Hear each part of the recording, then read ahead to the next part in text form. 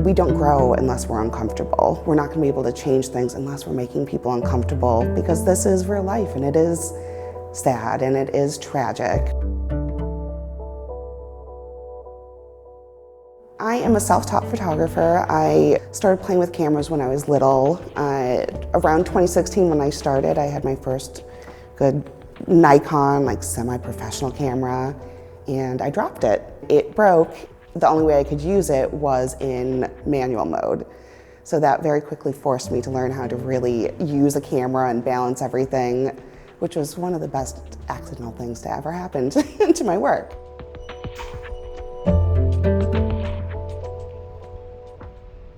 I'm really inspired by Margaret Bourke-White, who was the first woman photojournalist with Time magazine in the 40s, and she's from Cleveland. What I'm inspired by her work is the irony that she's able to capture in everyday life. So that's kind of something I try and mimic, where I'm not posing people. I just want to capture what is naturally occurring. I think that that is where the most beauty is, and you know, the moments that you want to capture are the real moments, not the ones that are being manufactured.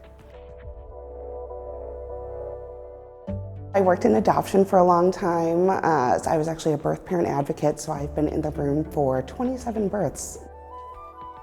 I'm still photographing a lot of the families I worked with there, but it has been such an interesting shift from documenting happy, you know, moments of families joining together to the destruction of families, that it's just,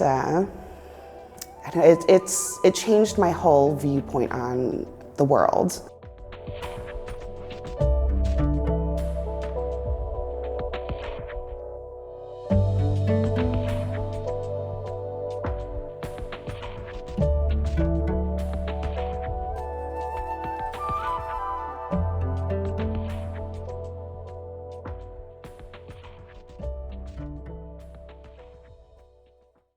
What's represented in this gallery, I want people to understand that this person that was shot and killed or beaten to death in the case of John Thomas, these are humans that were killed. They're not a bad guy, they're not a criminal. They are a human that was killed by another human. What I would love to come out of this is for us to really be able to take a look at our system, because there are so many flaws in it. It was hard to be photographing all this grief constantly. It makes you feel like that's all the world is.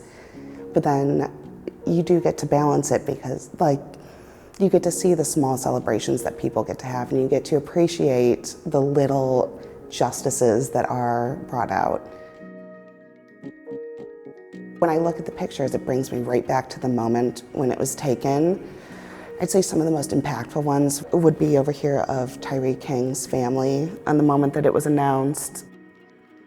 There's a photo back here of Amber Evans, who was an amazing community leader who tragically passed away in early 2019. My heart really goes out to the one of Amber at the airport, raising her fist. That was 2017. It was right after Trump had been inaugurated and the Muslim ban had been put into effect. And it was amazing to see these groups like People's Justice Project coming out to support Muslim rights groups like CARE and host this event at the airport to show support. I think that that is also a really good representation of what Columbus is. You know, you don't have, there's all these groups who are working to make the world a better place, and you don't have to 100% believe in the full spectrum of what they're fighting for, but you can trust that they're a good person, or you know that they have gotten to know each other and support each other and help elevate in things that really matter to them.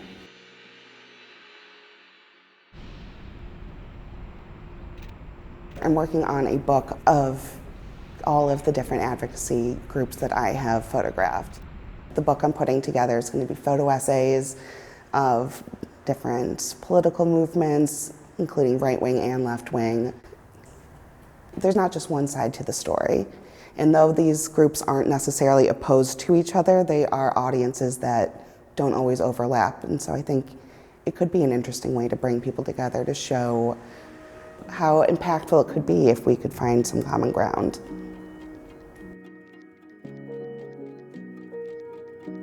Henry Green's mother, Adrienne Hood, actually came to the opening of this gallery, and she has been a huge supporter of everything I've been doing. And you know, she's actually running for office right now, and I got to do headshots for her for it. I feel like I've gained a community out of this. Like I, didn't grow up in Columbus, and I never really felt part of Columbus. I just was living here, but I feel part of Columbus now.